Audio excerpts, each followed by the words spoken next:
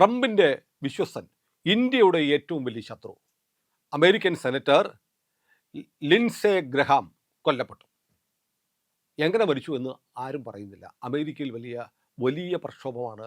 മാഗ, make America great again എന്നൊക്കെ പറയുന്ന ട്രംപിനെ അനുകൂലിക്കുന്ന തീവ്ര ദേശീയവാദികളുടെ സംഘടന പറയുന്നു കൊന്നതാണ് ലിൻസി ഗ്രഹാമിനെ.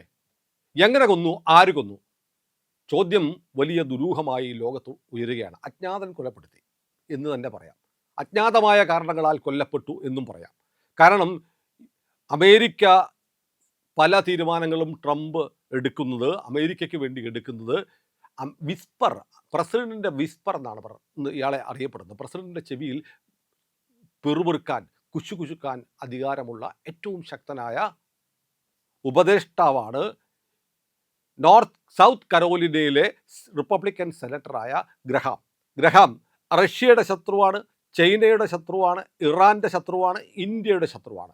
ഇപ്പോൾ ഒരു പുതിയ നിയമം കൊണ്ടുവരാൻ, സേവ് അമേരിക്ക ആക്ട് എന്ന് പറയുന്ന ഒരു പുതിയ നിയമം കൊണ്ടുവരാൻ വേണ്ടി ഉള്ള എല്ലാ പ്രാഥമികമായ ഒരുക്കങ്ങളും പൂർത്തിയാക്കിയിരിക്കുകയായിരുന്നു. ആ നിയമം കൊണ്ടുവന്നു കഴിഞ്ഞാൽ അമേരിക്കയ്ക്ക് വളരെ നിർണായകമായ ചില തീരുമാനങ്ങൾ എടുക്കാൻ പറ്റും. ആ നിയമത്തിൻ്റെ ലക്ഷ്യം തന്നെ ലിൻസെ ഗ്രഹാം പറഞ്ഞിരുന്നു, ഇന്ത്യ, ചൈന, റഷ്യ തുടങ്ങിയ രാജ്യങ്ങളെ ശിക്ഷിക്കാൻ വേണ്ടിയുള്ള നിയമമാണ്. കാരണം റഷ്യയെ സഹായിച്ചു കൊണ്ടിരിക്കുന്നത്, റഷ്യ ഉക്രൈനെ ആക്രമിച്ചു കൊണ്ടിരിക്കുന്ന ഈ യുദ്ധം തുടരാൻ സഹായിച്ചു കൊണ്ടിരിക്കുന്നത് ഇന്ത്യയും ചൈനയുമാണ്. ഈ രണ്ട് രാജ്യങ്ങളെ ശിക്ഷിക്കണം. അതിനു വേണ്ടിയിട്ടാണ് സേവ് അമേരിക്ക ആക്ട് എന്ന് പറയുന്ന പുതിയ ബില്ല് താൻ അവതരിപ്പിക്കാൻ പോകുന്നത്.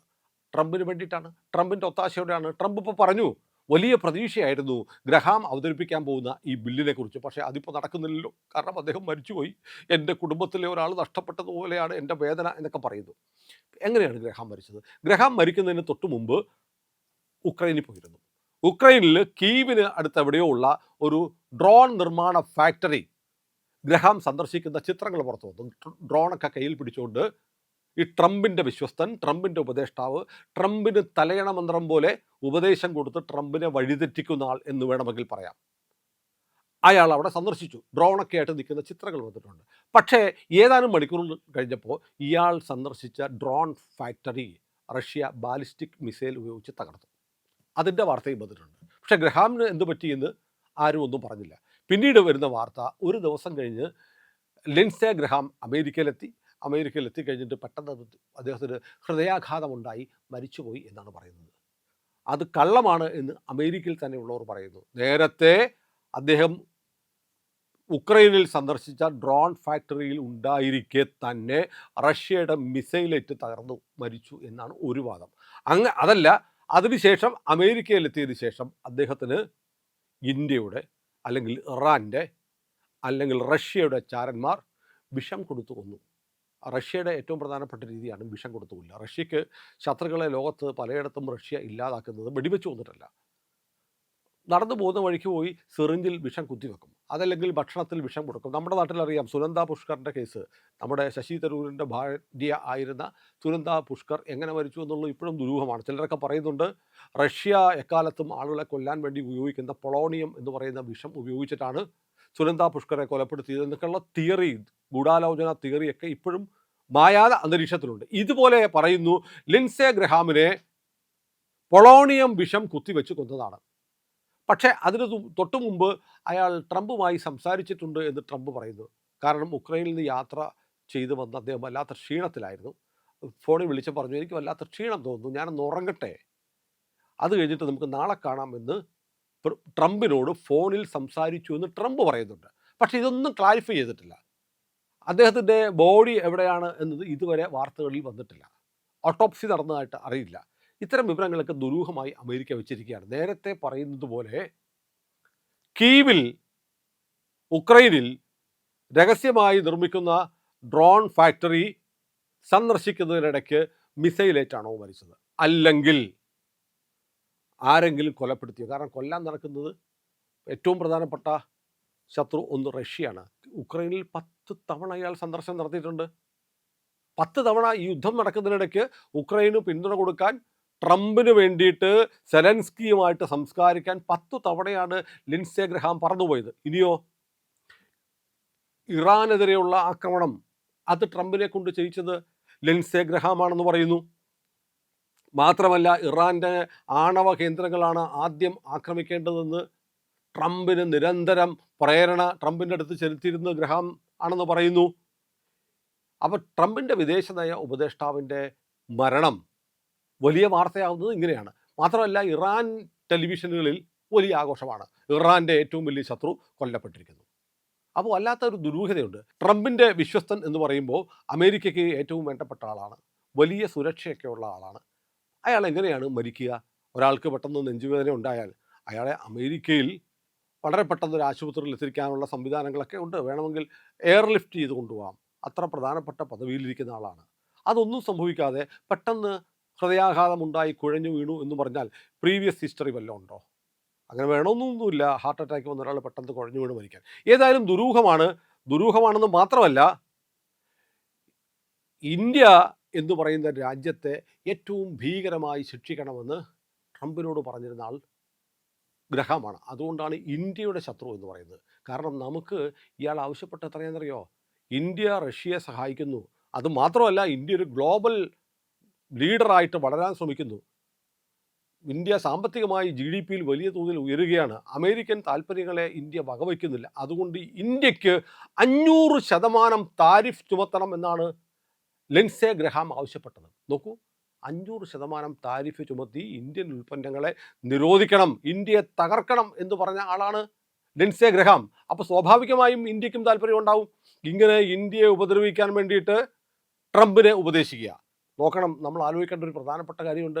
ട്രംപും മോദിയും തമ്മിൽ വളരെ നല്ല ബന്ധമായിരുന്നു. മൈ ഫ്രണ്ട് എന്നാണ് മോദി ട്രംപിനെ കുറിച്ച് പറഞ്ഞിരുന്നത്. ഇത്രയും വലിയ ആത്മബന്ധം ഉണ്ടായിരുന്ന രണ്ട് നേതാക്കന്മാർ തമ്മിൽ ഇപ്പോൾ വല്ലാത്ത അകൽച്ചയിലാണ്. കഴിഞ്ഞ തവണ അവർ തമ്മിൽ കണ്ടുമുട്ടിയപ്പോൾ പഴയ പോലത്തെ ആലിംഗനമൊന്നും ഉണ്ടായിരുന്നു. ജസ്റ്റ് ഒരു ഷെയ്ക്ക് ഹാൻഡ് കൊടുക്കുന്നു, അത്രയേ ഉള്ളൂ. മുമ്പ് അങ്ങനെ ആയിരുന്നില്ല.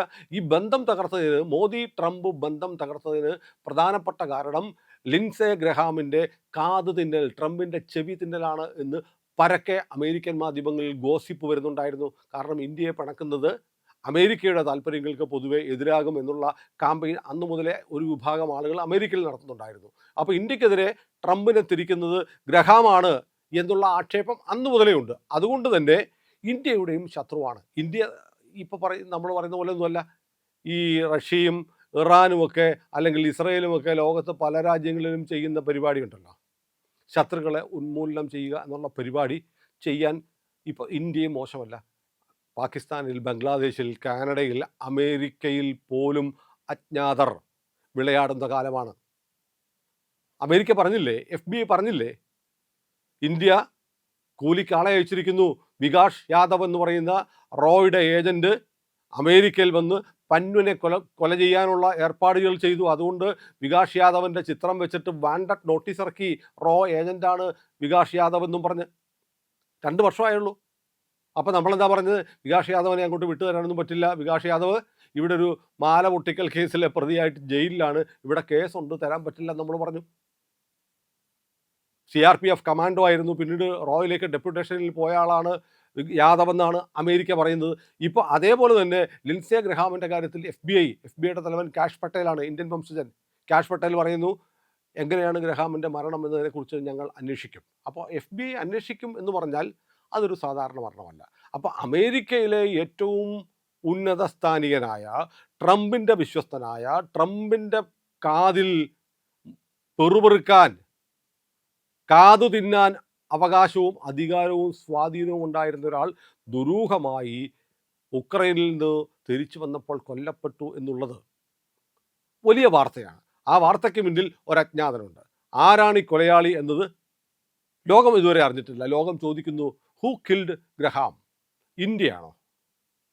നമ്മുടെ സാഹചര്യം വെച്ചിട്ട് തള്ളിക്കളയാൻ പറ്റില്ല. ഇന്ത്യക്ക് ശത്രുതയുണ്ട്.